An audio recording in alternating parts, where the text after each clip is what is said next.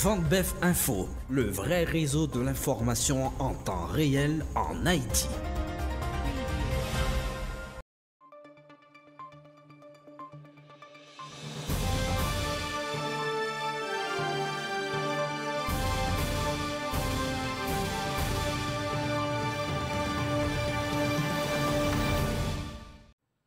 Un plaisir de vous retrouver en ce jeudi 11 juillet 2024. Bonsoir et bienvenue au journal de la mi-journée sur Vendbef Info.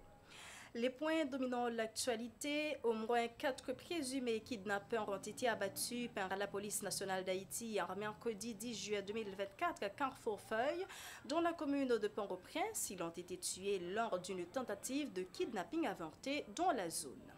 Fritz Alphonse Jean a visité les locaux de la Fonds du développement industriel, mais aussi les installations aux côtés de l'actuel directeur de la Sonapi, Patrick Justin, et l'administrateur de l'usine Take Souman, a rappelé que hier, le conseiller président avait déjà visité la direction générale de l'ULCC et le conseil d'administration de la BRH.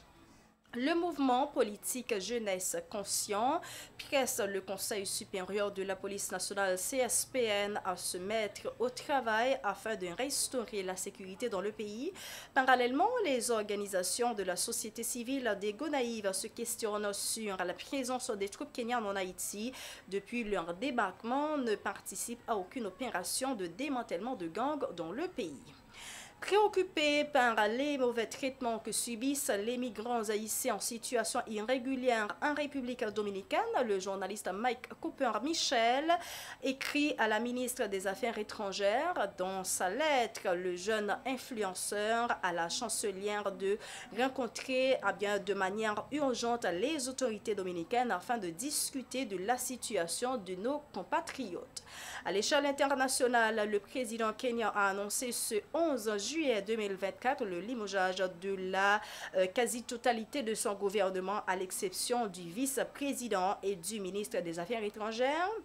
2 semaines après des manifestations anti-gouvernementales qui ont viré au Congo, William Ruto avait retiré le 26 juin dernier un projet de loi de finances qui prévoyait des augmentations de taxes au lendemain d'une journée de violence marquée par l'assaut du Parlement par les manifestants, selon l'agence officielle de protection des droits humains. KNHCR. Il faut également dire que 39 personnes sont mortes depuis la première manifestation qui était le 18 juin dernier. Les ministres des Affaires étrangères du G7 ont condamné ce jeudi 11 juillet l'annonce par le gouvernement israélien de son intention de légaliser 5 avant-postes de colonies et de saisir 1270 hectares de terre en Cisjordanie occupée. Dans un communiqué transmis par la présidence italienne du groupe G7, l'EIL condamne également la décision d'entendre les colonies existantes entre Cisjordanie occupée en autorisant 5295 nouvelles unités de logement en 3 nouvelles colonies. Restez pour le développement de ce titre et de bien d'autres.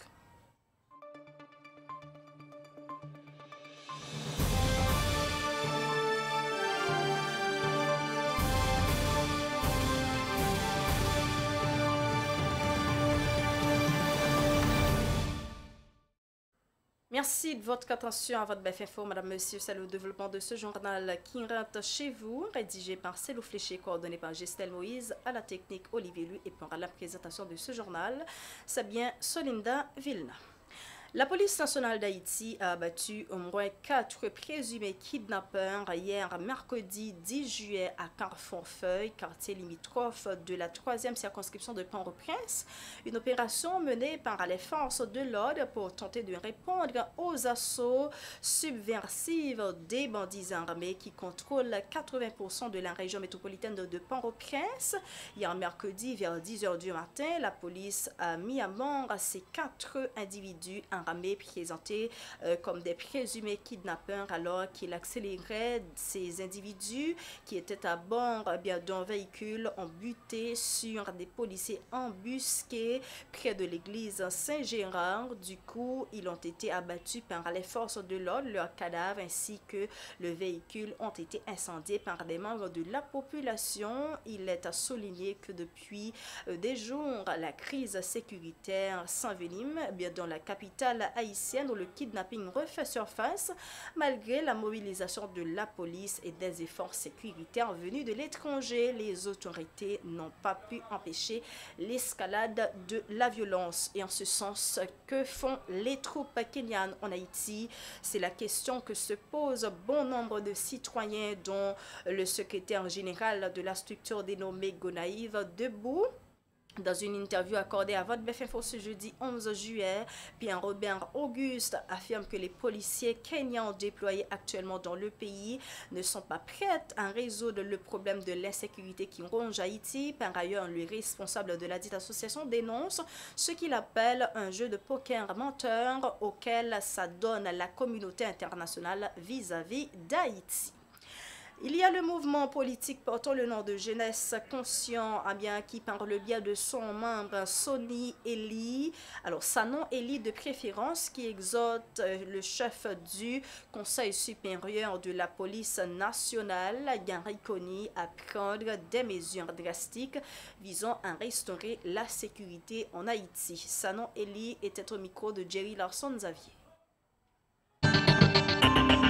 Par rapport avec l'ensemble de propositions, l'ensemble des points clés qui se moyennent pour JICA et les partis politiques. Et nous avons une situation critique dans le pays, nous avons une situation critique qui est exactement par rapport avec le phénomène d'insécurité qui représente un obstacle majeur. Donc le pays a fait face depuis quelques temps avec cette situation. Et qui prend notre tour depuis les installations de ce pays par rapport avec notre pays. Que le Premier ministre a mentionné depuis même avant-hier de notre pays.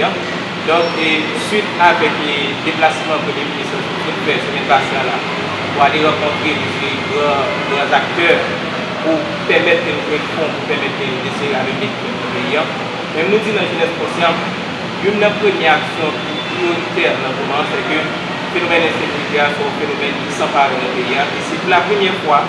Et puis après qu'arrive le système paysan, il a connu une situation de sécurité totale pour ça. Donc, c'est vrai, dans tout le déplacement qu'a fait le pays, dans tout le chita parlé qu'a fait le pays, mais jusqu'à maintenant, nous constatons par une sorte d'action concrète qui fait pour permettre que les populations même les relancer. Et nous tous témoins qui par rapport avec ce phénomène de sécurité là, et surtout dans la région métropolitaine, il y a des milliers de personnes qui ont déplacé pour aller dans l'autre département, aller dans le professeur. C'est parce que la situation insécuritaire est exagérée. Donc, dans ce sens, nous-mêmes nous disons qu'il faut qu'il y ait un climat de stabilité, il faut un climat de stabilité qui permette qu'il y ait des séries qui fait dans le pays pour attirer des investisseurs, même si on peut nous faire utile, que ce soit local ou bien international, pour qu'ils puissent investir dans le pays par rapport avec toutes les dérives, toutes les dégâts causés dans le pays ces derniers temps.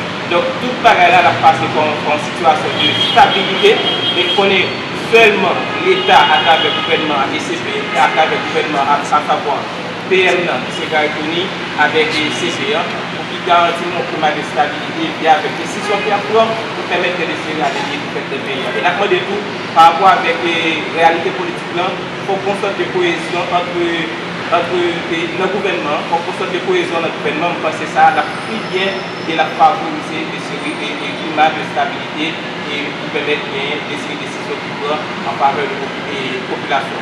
Donc, dans ce sens, même nous avons demandé à jeunesse consciente et nous demandons pour qu'il y ait des mesures drastiques qui prennent pour pouvoir faire le phénomène de sécurité. Le directeur général de la PNH, Ramon Ramil, continue d'opérer des changements au sein de l'institution policière haïtienne, dont la matinée du mercredi 10 juillet 2024, le commissaire divisionnaire Erlus Constant a pris les rênes de la brigade d'intervention motorisée BIM en remplacement de Charles Monod. C'est le directeur personnel Jean Morest Étienne qui a procédé à cette installation.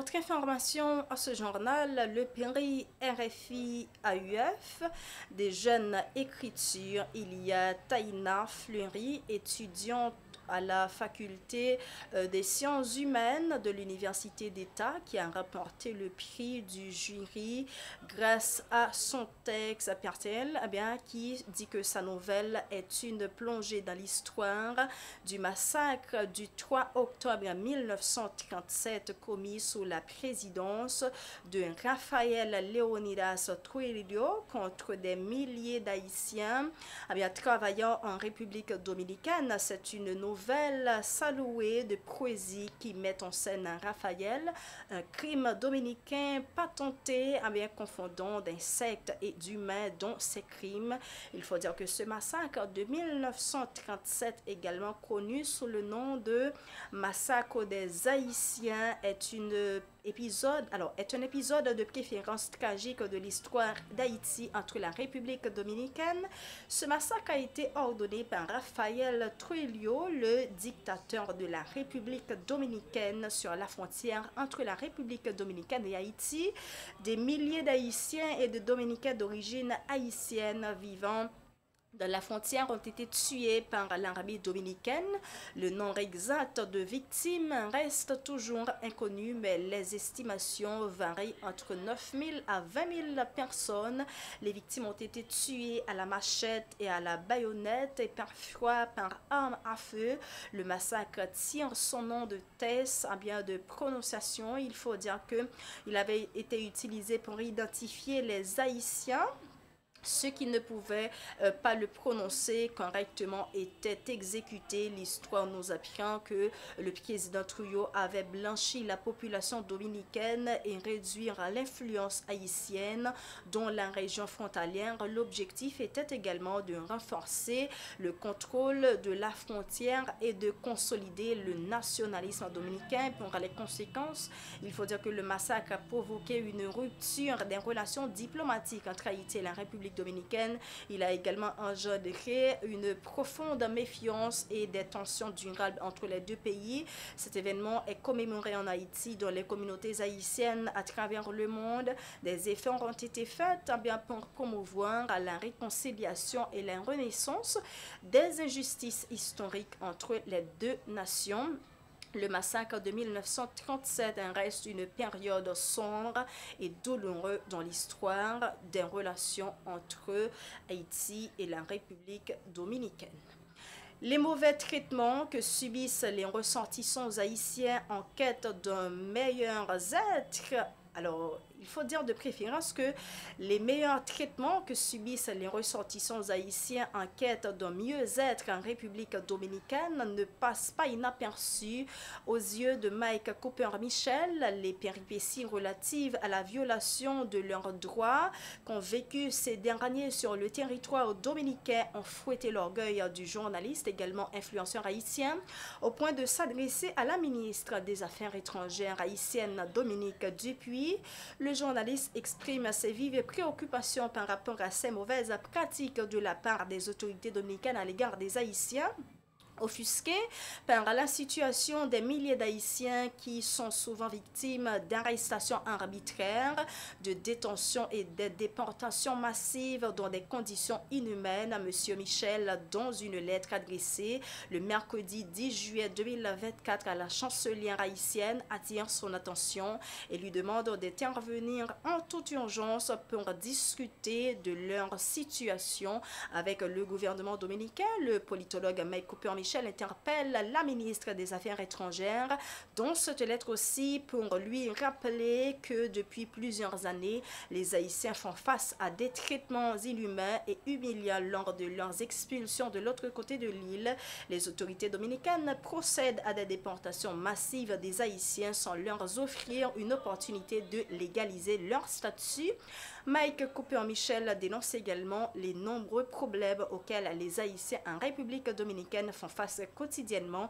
Il souligne que ces pratiques sont contraires aux traités internationaux relatifs aux droits de la personne humaine. Il appelle à l'action urgente. Le politologue demande à la ministre des Affaires étrangères d'agir en urgence pour faire corriger ces gravures diplomatiques. En conclusion, Mike Cooper-Michel rappelle qu'il est du devoir citoyen d'exiger le respect des droits fondamentaux des Haïtiens et l'instauration de procédures transparentes permettant à ceux qui le souhaitent de régulariser leur statut en terre étrangère, notamment en République dominicaine.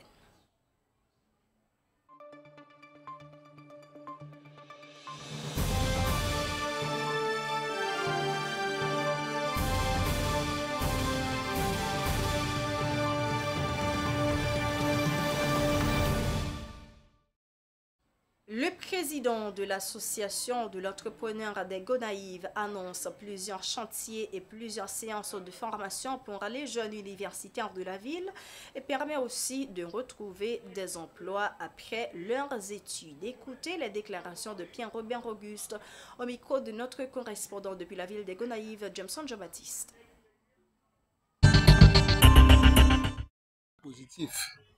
Nous arrivons à mettre ensemble université locale, c'est-à-dire UPAG, IDS Notre-Dame, EDSEG, Université Charlotte-Macadieu, Institut du Chemin Global d'Haïti, Gonaïves de Beau, Cocivigo, nous gagnons Institut d'appui agroéconomique de l'AEA. Nous arrivons à monter le pôle de développement de l'Artibonite. Jeudi, nous lançons la première activité de bas pôle là.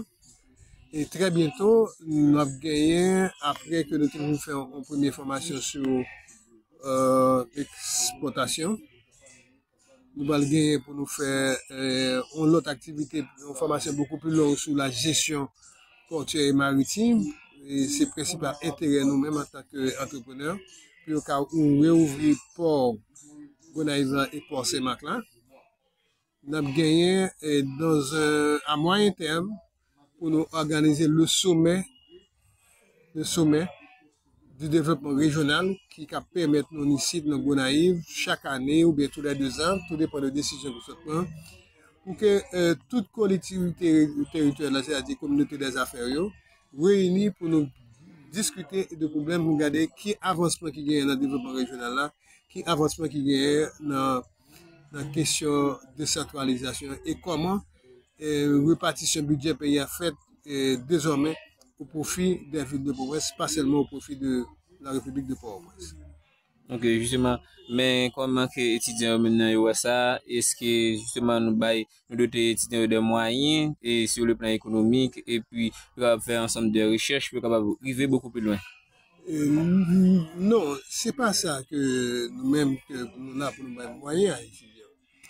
Nous-mêmes pour nous là pour nous offrir des opportunités à étudier. Nous travaillons sur un plan pour permettre que entreprises ça qui est capable de recevoir étudiants comme stagiaires, job. Nous travaillons pour nous comment qualité enseignement supérieur là améliorer.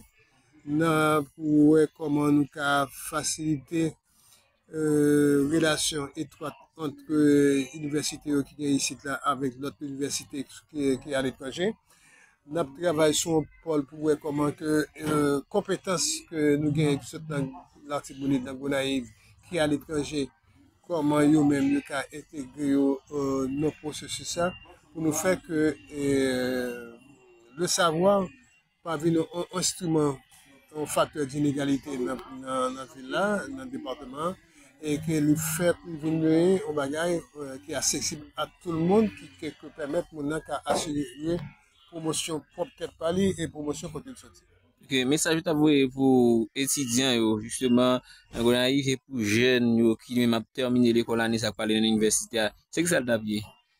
C'est étudier en pile, faire un pile recherche, croire dans le savoir et pas suspendre, enrichir connaissance yo, aller dans la bibliothèque, lire en pile, parler avec monde, suivre conférences, etc. Pour connaître que je dis la principale richesse là, c'est pas l'argent, mais c'est la richesse immatérielle, c'est le savoir, l'information, la connaissance, la recherche, etc. Merci.